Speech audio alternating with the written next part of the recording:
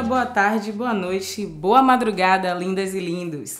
Eu sou Francis Cardoso, produtora cultural, mulher preta, nascida e criada em Salvador, Bahia e apresentadora do podcast Pele Preta em Salvador. O podcast Pele Preta em Salvador é um espaço para compartilhar a vivência de pessoas negras em nossa cidade. É um lugar para trocar experiências, para refletir sobre a nossa relação com essa Salvador, que ao mesmo tempo em que é a capital com a população mais negra do país, é também uma cidade estruturada a partir de relações racistas. Hoje eu vou chamar para conversar com a gente a Alessandra e o nosso de sempre queridíssimo apresentador, Rafael. Por favor, se apresentem. Oi, gente, eu sou a Alessandra Fernandes, publicitária aqui em Salvador. Trabalho hoje numa corporação na área de comunicação institucional. Fala galera, eu sou Rafael Santana, homem preto, jornalista e vamos embarcar nessa viagem.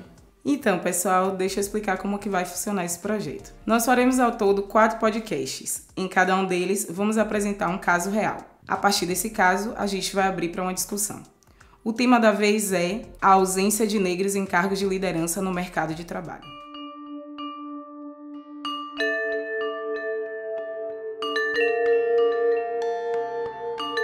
Uma publicitária, mulher preta, se prepara para uma entrevista de emprego e recebe algumas dicas. Se vista assim, fale desse jeito, apresente suas qualificações, mostre que você não é uma qualquer. Você precisa causar boa impressão, garota.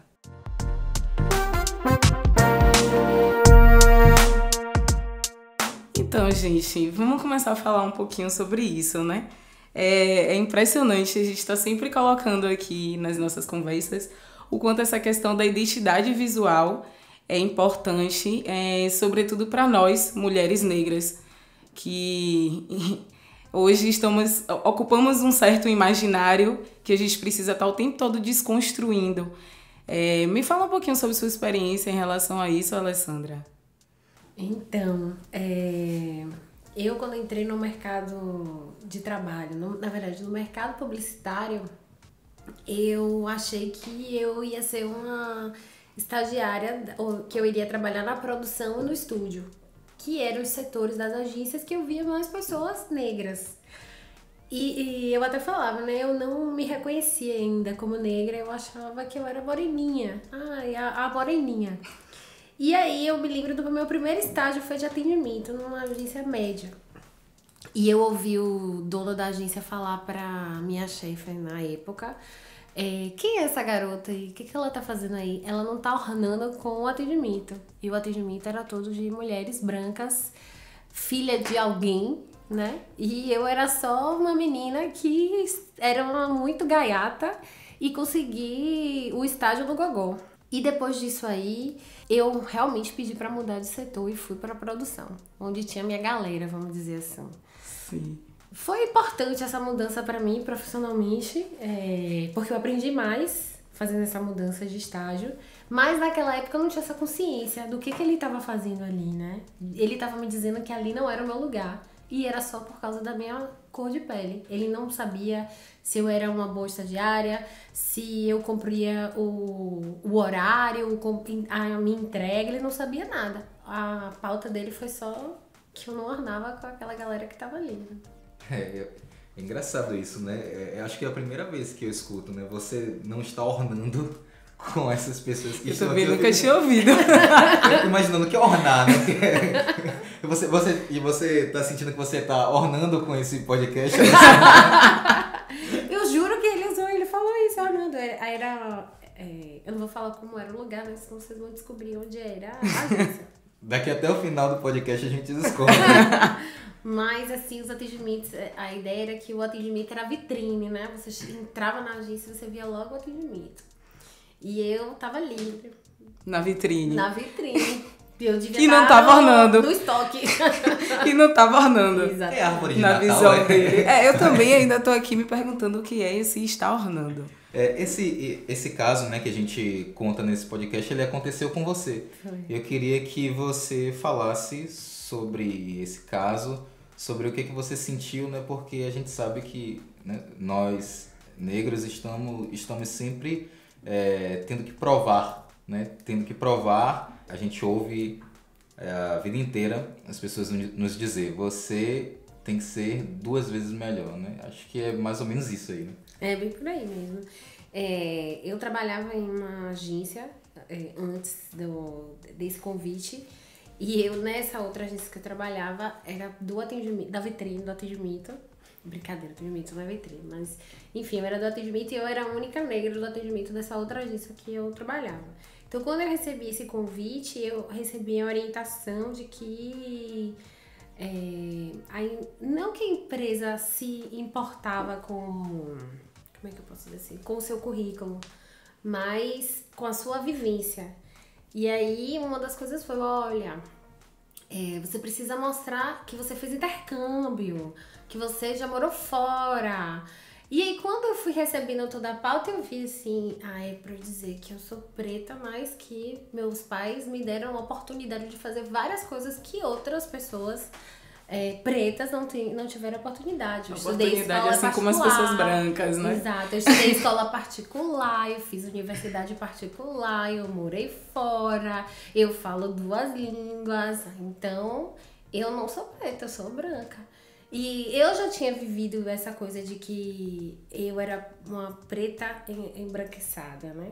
Porque eu alisava o cabelo e eu vivia dentro daquele contexto e eu não tinha essa consciência que eu tenho hoje. Foi importante, eu tenho uma amiga que foi graças a ela que eu tive mais consciência ainda. Eu comecei a ler sobre o tema e tudo, comecei a mudar minha percepção do meu papel e da minha função e como eu era importante, exatamente o que você falou, assim, eu ser 2 vezes melhor para outras meninas negras olharem e falar, eu também posso estar lá onde ela tá. E essa minha amiga me deu mais, ampliou mais o meu olhar e mostrou assim, é muito importante você tá aí e se mostrar nesse lugar. Foi até por isso que eu vim aqui pro podcast. Arrasou, veio ocupar o espaço, é isso aí. No fundo, a minha timidez, eu falava assim, não vai. Mas depois eu falei, não, eu tenho que ir, porque outras meninas não vão trabalhar de turbante, porque, a executiva não pode usar turbante. Eu já vi isso, eu já vi a minha amiga, trabalhou 1 ano inteiro comigo, todo o final de semana ela postava rede social ela de turbante e ela não ia trabalhar de turbante, porque ela dizia, eu não quero ser ponto de referência.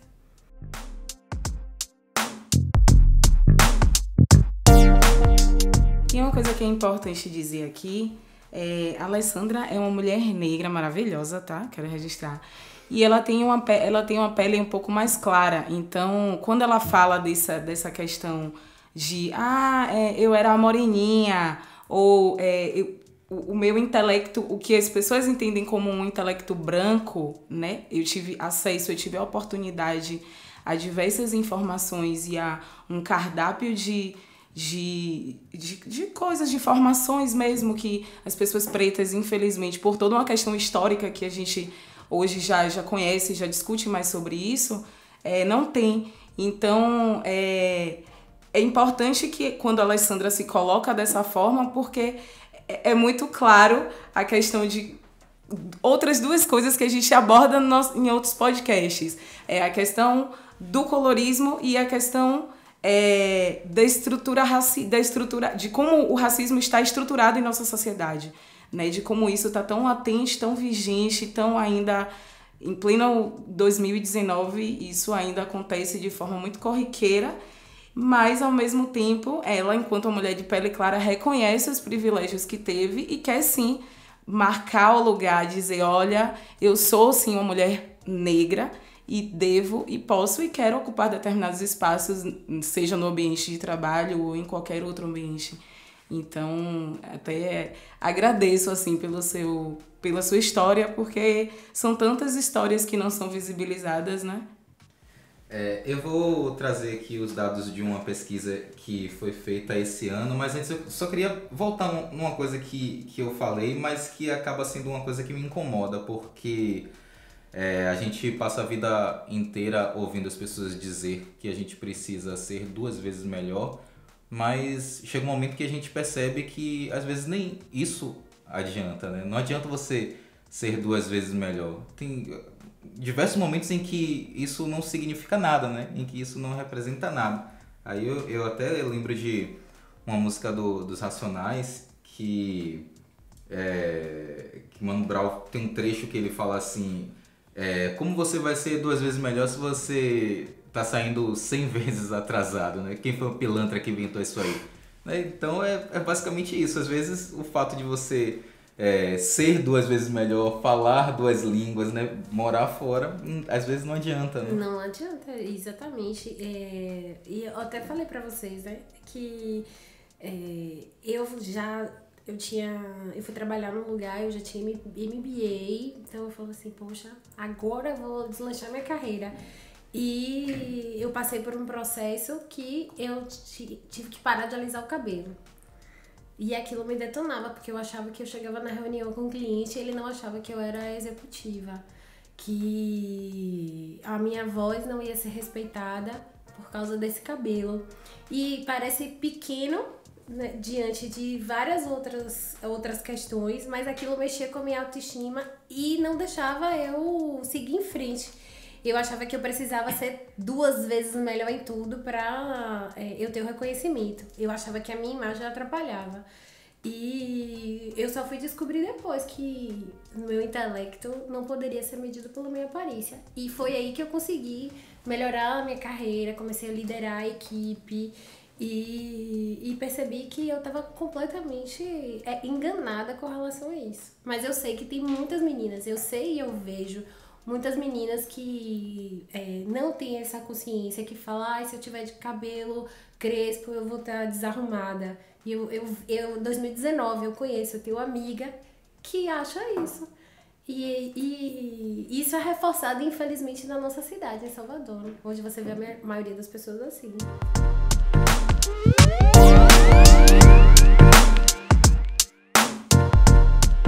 Uma pesquisa realizada com as 500 empresas de maior faturamento do país, que revelou que apenas 6,3% dos cargos de gerência são ocupados por pessoas negras. No quadro executivo, a proporção é ainda menor, são apenas 4,7% de negros.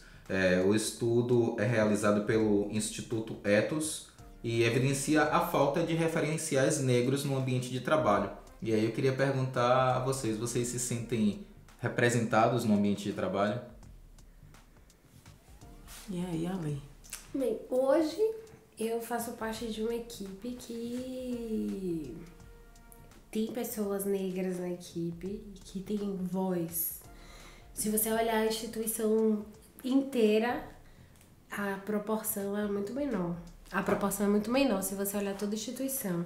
Mas assim, falando da minha carreira inteira, eu só conheci uma, diretora, supervisora de atendimento que era negra. Todas as outras eram brancas. A outra que eu conheci fui eu. Parabéns, né? Arrasou. Eu também não tenho esse referencial assim na área da produção, apesar de eu saber que existem muitas mulheres produtoras pretas por aí, mas nenhuma delas, pelo menos não as que eu conheço, ocupa grandes cargos, estão em contato com grandes produtoras, com grandes empresas, não atraem, infelizmente, grandes investimentos para Salvador, para Bahia, para o Nordeste, que é uma coisa que eu ainda pretendo, se não realizar, estar perto disso. Eu vejo que a gente hoje, de forma bastante consciente, claro que é uma consciência que ela vem de forma gradativa, afinal de contas nós só temos 130 anos de abolição da escravatura, né? Se a gente for olhar o tempo que passamos escravizados, é pouco tempo para a mudança dessa mentalidade. A gente passa por várias questões aí, a questão do machismo, a questão do racismo, a questão do próprio sistema entre pessoas pretas, né? Que não é um sistema completamente desigual, social, né? Infelizmente, sim, onde é importante que a gente ocupe sim determinados lugares, porque nos tornarmos referência para quem está vindo, vermos quem já foi referência, né, em outras áreas, grandes mulheres aí para que a gente se esmere. E recentemente aconteceu uma coisa inusitada. Eu faço parte de um grupo de WhatsApp de publicitários negros. E aí rolou uma foto de um encontro de publicitários que teve aqui em Salvador, de um departamento onde todo mundo da foto, todas as pessoas eram brancas. E vou até falar, era do clube de criação. e aquilo deixou todo mundo chocado do grupo. E aí eu comentei com outras pessoas onde eu estava, eu falei, olha que isso, que chocante. E ninguém, eu falei assim, toma aqui o jogo dos 7 erros. Ninguém percebeu que só tinha naturalizou, né? Foto. A gente naturalizou, né? E aí eu falei, mas isso aqui é reflexo do mercado. Você vê muito menos negro na criação, que é tipo assim, a estrela de uma agência de propaganda. Antigamente, né? Se falava que as estrelas estavam ali. E você não vê muito negro nesse lugar. Você vê mais branco. Aí o reflexo era essa foto. Aí foi massa ter essa foto, porque aí o pessoal do grupo falou assim, não, vamos se juntar agora e vamos fazer o nosso encontro. E vamos fazer a nossa foto dos publicitários negros pra gente ver que sim, massa. Tem negro publicitário em Salvador, tem negro publicitário que é dono de agência, que é diretor de arte, que é gerente de conteúdo. Tem muita gente em cargos legais. Nem muita não, né? Tem pouca, mas assim, tem gente em cargos legais. Sim. Então, se você está estudando, você também vai já vemos, né? Já conseguimos ver. Exatamente. Eu não sou publicitária, mas o que eu acompanho, assim, o que eu vejo na rua e tal, eu entendo que isso acaba se tornando uma cadeia, né? Uma coisa leva a outra. Se a gente não tem as estrelas na publicidade, como você colocou aí, pessoas negras, a gente não tem pessoas negras pensando pessoas negras no material publicitário. Exatamente. Então, a gente não se vê, a gente não se enxerga. E isso gera as diversas outras coisas que a gente já falou antes, né? Porque eu só vejo o cabelo liso na capa da revista, porque eu só vejo a mulher de saltão, então eu acho que para eu ser uma boa executiva eu tenho que ter um cabelo liso e tenho que andar de saltão. Então é meio que um elo mesmo. O racismo é muito cruel, ele é uma coisa perversa mesmo. Então é esse elo onde uma coisa está interligada à outra, né? Se eu não tenho alguém que cria, esse alguém não vai pensar alguém para me representar nas grandes mídias. E se eu não me vejo representada nas grandes mídias, automaticamente eu entro no processo de me enquadrar naquilo ali. E aí a gente cai no processo de embranquecimento, que eu acho que 99,9% das mulheres negras já passaram por isso. Deixa eu trazer então outro dado que eu acho que é importante nesse ponto da discussão em que nós chegamos e que afeta vocês duas diretamente. A questão da subrepresentatividade é ainda mais grave para as mulheres negras. Das 500 empresas ouvidas, apenas 2 têm mulheres negras fazendo parte do quadro executivo, o que confere um número ínfimo de 0,4%. Nesse momento aqui eu vou sair, tá, gente? Vou abrir a porta, vou deixar vocês duas aí conversando sozinhas sobre isso. É espantoso quando a gente pensa que é 0,4%. Mas apenas reforça aquilo que a gente já sabe. Nós estamos, sim, na base da pirâmide social em todos os aspectos. Nós ocupamos esse lugar, infelizmente, e estamos no momento de começar a deixar esse lugar, né? De deixar esse é um espaço que a gente não quer ocupar.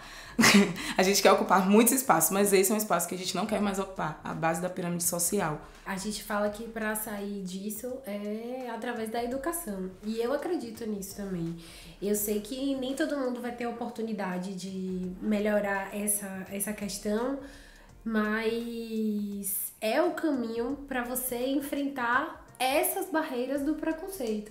Porque quando você sabe mais, você acaba virando destaque. É o que o Rafael estava falando, de você saber 2 vezes mais. Infelizmente, a gente ainda tá nesse lugar. O cara pega lá o seu currículo. Hoje, o cara pega seu currículo e vê sua foto, porque você tá lá no LinkedIn. Então, se ele vai comparar com outro branco, o seu tem que ser foda. Eu fiquei muito espantada quando eu fui fazer um curso pago pela minha empresa. E foi uma menina lá da aula que foi Ivna. E eu conheço quase todo mundo que trabalha com digital aqui em Salvador, principalmente de mídia, porque eu sou muito curiosa e vou falando assim, quem pode me ajudar, quem pode me ajudar? E eu nunca tinha escutado falar dela. E eu achei ela incrível. Eu falei, gente, como é que eu nunca ouvi falar dessa garota?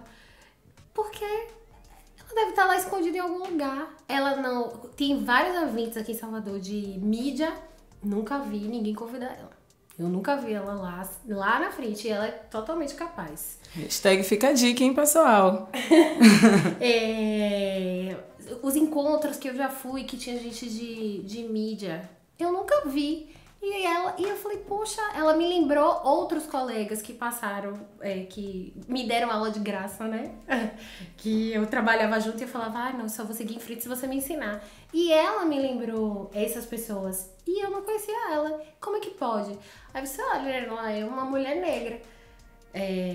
Ela precisa de gente para impulsionar ela pra frente. Sim, né? Aproveitando, hein? Quem quiser contratar aí, social media, @IvnaPires.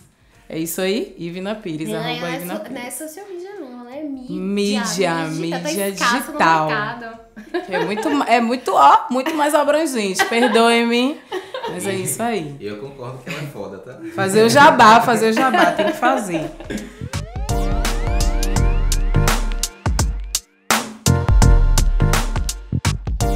Então, galera, deixa eu chamar o áudio da semana. Dessa vez a gente vai ouvir Geis Oliveira. Ela é produtora cultural, doutoranda do Programa Multidisciplinar de Pós-Graduação em Cultura e Sociedade do Instituto de Artes, Humanidades e Ciências Professor Milton Santos da UFBA. E ela vai falar sobre a sua relação, a relação de uma mulher preta com o mercado de trabalho. Olá, eu sou Geise Oliveira, produtora cultural e doutoranda em Cultura e Sociedade pela UFBA, desenvolvendo uma pesquisa sobre ativismos e genocídio da juventude negra.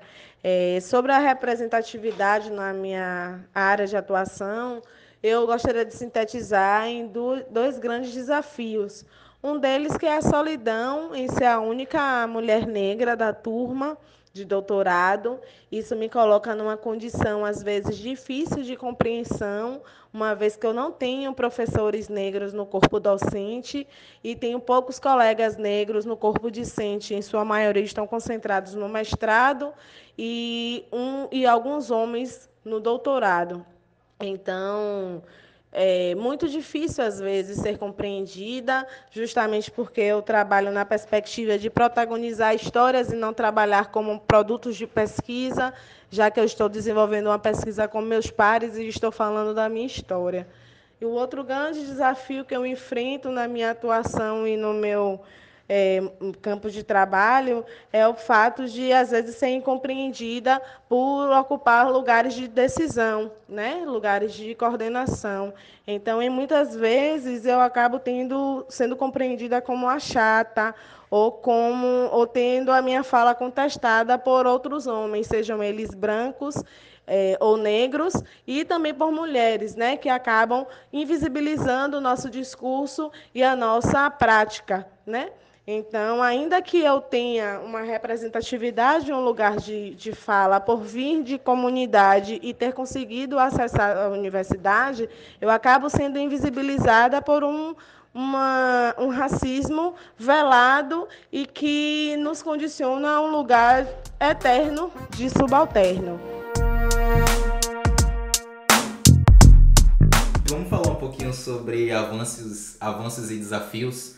Acho que a gente conseguiu debater legal, né, sobre essas questões, né, essa questão da ausência de lideranças negras no mercado de trabalho. Então vamos tentar chegar nesse ponto de avanços, de desafios, né? Essa mesma pesquisa, né, ela mostra que 64% dos gestores das grandes empresas reconhecem que há menos negros do que deveria nos cargos de chefia, né? Mas há um levantamento que diz que se a gente continuar nesse ritmo, só teremos, né, uma equidade entre negros e brancos em todos os níveis hierárquicos daqui a 100 anos. Né? Lembrando que a população negra do país, né, formada por pretos e pardos, é de 54%. Então, assim, é bacana que os gestores reconheçam, né, que é necessário, você precisa dar oportunidade às pessoas negras.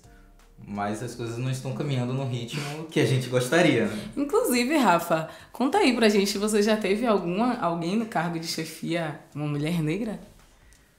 Pois é, gente. Eu nem ia falar sobre isso, né? Mas já, no meu primeiro emprego como profissional, eu trabalhava numa rádio, na Band News, e a diretora de jornalismo era negra, uma mulher competentíssima, chamada Silvana. E, assim, é exceção. Acaba sendo até curioso, né? Eu falar sobre essa mulher negra, mas assim, eu sei que ela é exceção, porque eu conheço o mercado de trabalho, né? Eu conheço o mercado do jornalismo. Enfim, eu tive essa pessoa assim. Pois é, eu não tive, tá, gente? Queria deixar aqui registrado. Eu não tive uma Silvana maravilhosa na minha vida. E a questão da liderança, né, Franzi? Ela é importante porque, assim, quando você olha uma pessoa, você é preto, você olha uma pessoa preta no cargo de liderança, você sabe onde você pode chegar. Sim, e ainda mais sendo um bom líder, né?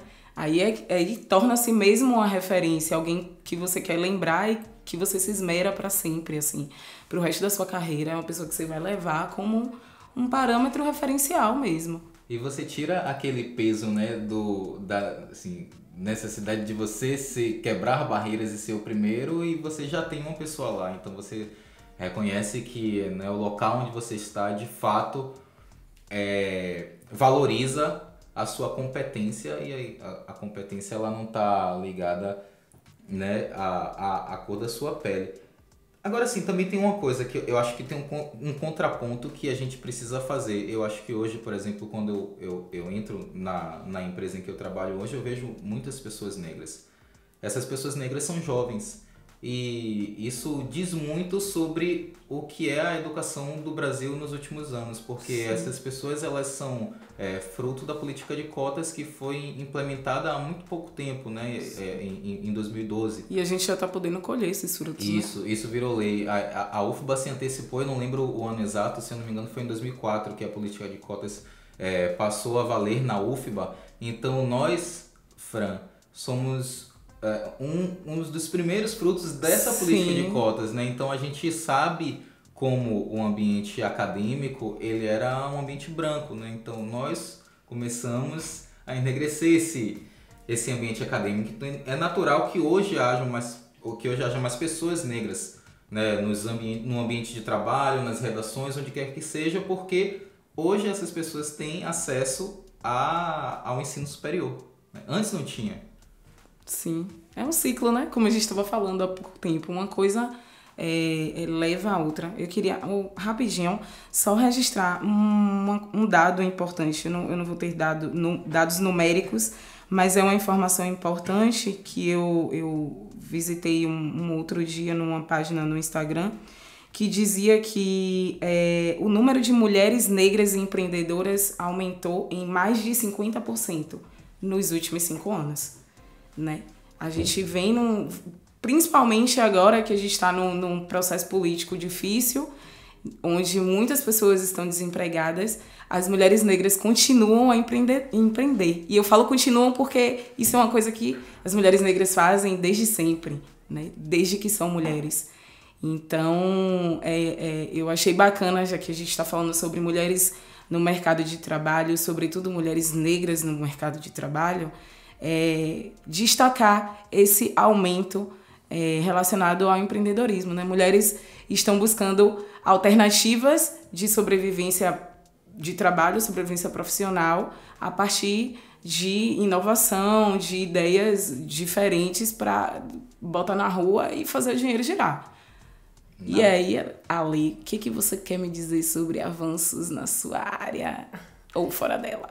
Não, na minha área eu falei para vocês da questão do Ministério Público. Eles convidaram as agências de propaganda aqui de Salvador para assinar um termo de compromisso para aumentar o número de jovens negros dentro das agências. Porque, infelizmente, do contrário do que você falou, se você for nas agências, você vai ver bem menos. Em agência de publicidade. E eu achei esse projeto muito legal. Primeiro porque foi iniciativa do Ministério Público e ele intimou as empresas a prestarem atenção nisso. E em São Paulo, se eu não me engano, essas agências foram autuadas. Eles pagaram, e aí elas disseram que tinha pouco jovem capacitado para trabalhar na área. Aí o Ministério Público falou, tá, tudo bem, então a gente vai treinar, vai dar curso e depois vocês vão ter que contratar. Foi muito legal e eu espero que aqui em Salvador aconteça essa outra parte. E agora que tá todo mundo pronto, vocês vão ter que contratar.